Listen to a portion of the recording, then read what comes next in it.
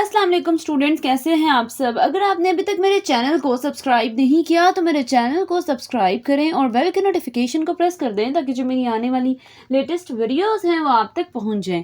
आज की जो मेरी वीडियो है इसमें मैं सप्लीमेंट्री प्रॉब्लम नंबर 74 को एक्सप्लेन करने लगी हूँ। ये हमारे पास जो क्वेश्चन है ये लॉन्ग क्वेश्चन आएगा बोर्ड के एग्ज़ाम्स में या फिर आपके अगर यूनिवर्सिटी एग्ज़ाम्स हैं उसके अकॉर्डिंग एक इम्पॉर्टेंट लॉन्ग क्वेश्चन है। और कोशिश मैंने पूरी की है कि मैं इसका जो स्टेप बाय स्टेप है एक एक पॉइंट इसका क्लियर कर दूं। तो सबसे पहले जो क्वेश्चन की स्टेटमेंट है उसको देख लेते हैं। लिखा हुआ है prove that del square R की पावर n है is equals to n+1 R n-2 where n is a constant. कह रहे हैं कि ये चीज़ हम लोगों ने प्रूव करनी है। हमारे पास एक गिवन एक्सप्रेशन है, ठीक है, और वो कह रहे हैं कि इसको प्रूव करना है। उसके बाद उसने ये भी बता दिया है कि जो n है वो एक कांस्टेंट नंबर है, कोई सा भी कांस्टेंट है, उसको आपने उसमें कंफ्यूज नहीं होना कि n क्या है। n एक कांस्टेंट है, ये उसने क्वेश्चन में ही बता दिया है। तो इसका सोल्यूशन स्टार्ट करने से पहले जब भी किसी क्वेश्चन में r आ जाता है तो इसका मतलब होता है ये पोजीशन वेक्टर है। तो हम लोगों ने इसका जो सोल्यूशन है उसको स्टार्ट करने के लिए क्या लिख देना है, सबसे पहला स्टेप ये लिखना है कि एज वी नो दैट जो मेरे पास पोजीशन वेक्टर r है वो किसके इक्वल है, x i cap plus y j cap plus z k cap के। फिर इसके अलावा ये तो हमारे पास पोजीशन वेक्टर की वैल्यू है। उसके बाद देखिए अगर हम इसका मैग्नीट्यूड फाइंड आउट करें तो किस तरह से फाइंड आउट होगा, स्क्वायर रूट ऊपर ले लेना है और आई कैप वाली के साथ जो भी टर्म है उसका स्क्वायर प्लस जे कैप के साथ जो भी टर्म है उसका स्क्वायर प्लस के कैप के साथ जो भी टर्म है उसका स्क्वायर ले लेना है, ठीक है। फिर आपकी चॉइस है, ये जो स्क्वायर रूट है इसको आप पावर में 1/2 भी लिख सकते हैं। मुझे वैसे भी लिखना चाहिए था, ये स्टेप एक मिसिंग है कि आर की value x square plus y square plus z square और ब्रैकेट के बाहर 1/2, क्योंकि हमें पता है कि जो स्क्वायर रूट है इसकी जो वैल्यू होती है वो 1/2 भी लिखा जाता है, तो आपने 1/2 भी लिख देना है। फिर उसके बाद हमने दोनों साइड्स पे n की पावर लिया तो आर एन किसके इक्वल आ गया है, x square plus y square plus z square और इसकी पावर है n/2, ठीक है। अभी हम लोगों ने सिर्फ ये चीज़ बनाई है, ये जो मेरे पास r की पावर n है वो चीज़ हमें पता चल गई कि ये r की पावर जो n है वो ये वाली वैल्यू है। फिर उसके बाद हमने डेल स्क्वायर को पे मतलब अप्लाई कर देना है। तो हमने क्या लिखना है, देन डेल स्क्वायर r की पावर n। अब इतना हमें पता है कि जो डेल स्क्वायर है उसकी वैल्यू क्या है। अगर आप देखें तो डेल की वैल्यू होती है partial over partial x i cap plus partial over partial y j cap plus partial over partial z k cap. और अगर हम इन दो मतलब डेल का डॉट प्रोडक्ट लें डेल के साथ तो हमारे पास वैल्यू बन जाती है, आई डॉट आई भी 1 होता है, जे डॉट जे भी 1 होता है और के डॉट के भी 1 होता है। तो मेरे पास जो डेल स्क्वायर है उसकी वैल्यू क्या बनती है, partial square over partial x square plus partial square over partial y square plus partial square over partial z square और आर की पावर n आ जाती है। फिर उसके बाद हमारे पास r की पावर n बाहर मल्टीप्लाई, और इसका मतलब इन तीनों टर्म्स के साथ सेपरेटली लिखा जा सकता है और इसको आपने इक्वेशन 1 का नेम दे देना है। इसको आपने इक्वेशन 1 का नेम दे देना है। फिर उसके बाद सेकंड स्टेप में क्या लिखना है, मैंने यहाँ पे लिख देना है लेट। अब हम लोगों ने क्या करना है कि मेरे पास जो गिवन फंक्शन r की पावर n है उसको f of x y z मतलब किसी भी फंक्शन के इक्वल रख देना है।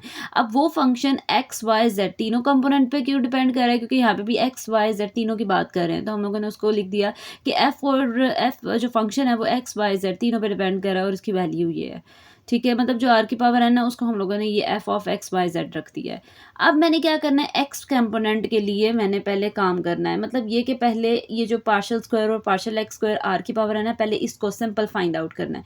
तो देखिए किस तरह से हमारे पास स्टेप्स होंगे, हम किस तरह से इसकी जो r की पावर n है x कंपोनेंट के लिए फाइंड आउट करेंगे।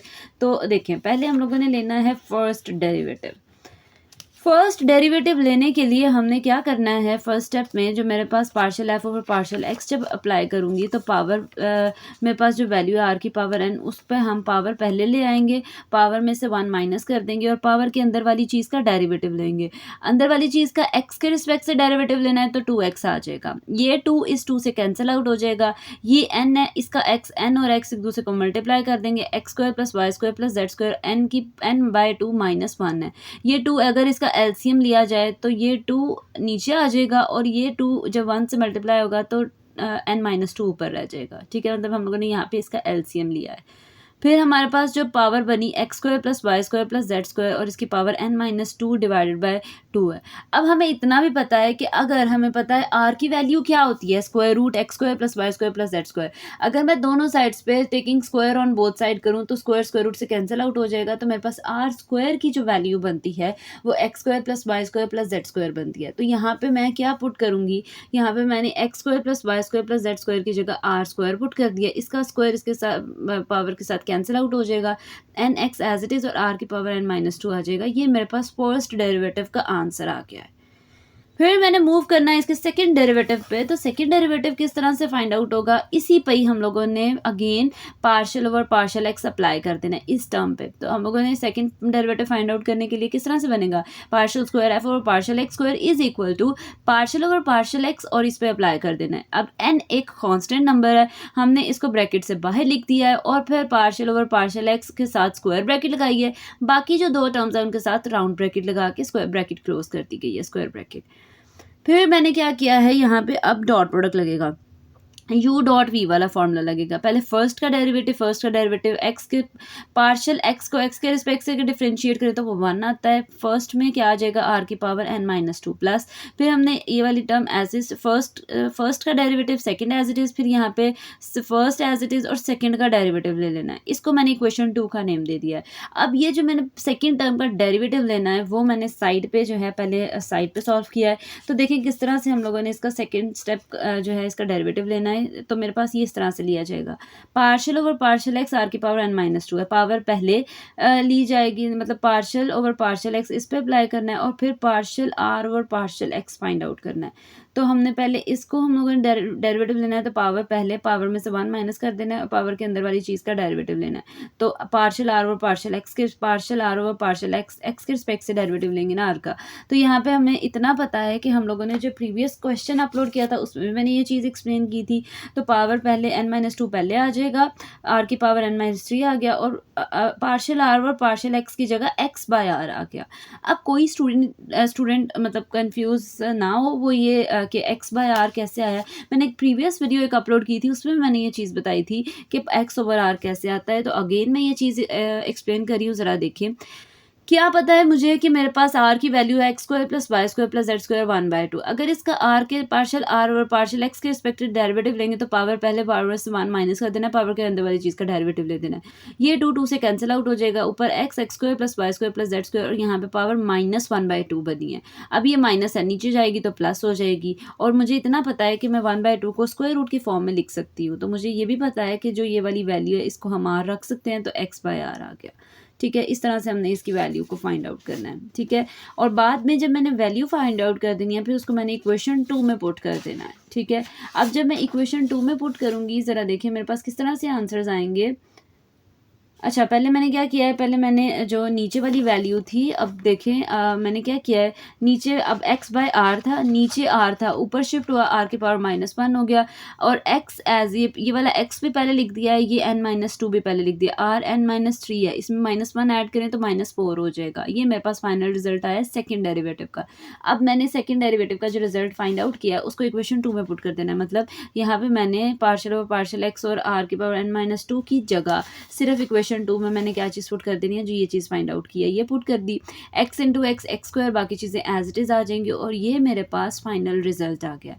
फिर मैंने लिख देना है सिमिलरली फॉर y कंपोनेंट और फिर फॉर z कंपोनेंट। अब क्या चीज़ सिर्फ चेंज होगी, अगर आप लोग देखें क्वेश्चन के अकॉर्डिंग तो यहाँ पे y के रिस्पेक्ट से सिर्फ ये x स्क्वायर की जगह y स्क्वायर आ जाएगा, बाकी सारी टर्म एज इट इज़ रहेगी। सिमिलरली अगर मैं z कंपोनेंट की बात करूँ तो इधर भी मेरे पास x की जगह सिर्फ z आ जाएगा, z स्क्वायर, बाकी सारी टर्म्स एज इट इज़।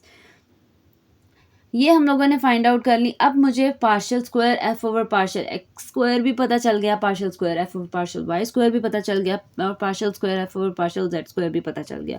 जब मुझे ये तीनों टर्म्स पता चल गए तो मैंने इन तीनों को पुट कर देना है इक्वेशन 1 में। इक्वेशन 1 में पुट करूँगी तो देखें किस तरह से आंसर्स आएंगे। ये मेरे पास है इक्वेशन 1 बिकम्स, इक्वेशन 1 में तीनों वैल्यूज़ हमने लिख दी हैं, एन तीनों में आ रहा था, बाहर था ब्रैकेट के, तो इसलिए हमने बाहर ही रहने दिया है, बाकी सारी टर्म्स प्लस करके लिख दी हैं।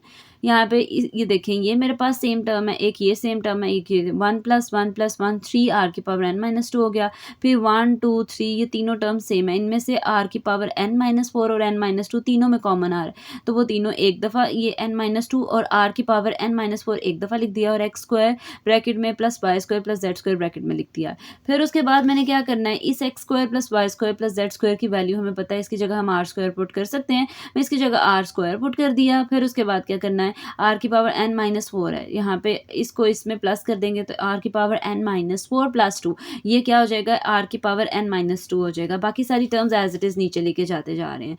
फिर उसके बाद अब यहाँ पे देखिए आर की पावर n माइनस 2 है, दोनों टर्म्स में आर की पावर n माइनस 2 कॉमन आ रही है, इसको बाहर ले जाएंगे ब्रैकेट के और बाकी लिखा जाएगा 3 प्लस n माइनस 2। अब देखें 3 प्लस n माइनस 2 का क्या मतलब है कि हमने n एज इट इज़ रहने देना है और 3 में से 2 को माइनस कर दें तो 1 आ जाएगा। और फिर हम लोगों ने किस तरह से लिखना है, n पहले n प्लस 1 बाद में और फिर r की पावर n माइनस 2 लिख देना है। और फिर लास्ट पे हमने लिख देना है for all r is not equal to 0। कहते हैं ये कब वैलिड है, जब r की पावर 0 नहीं होगी।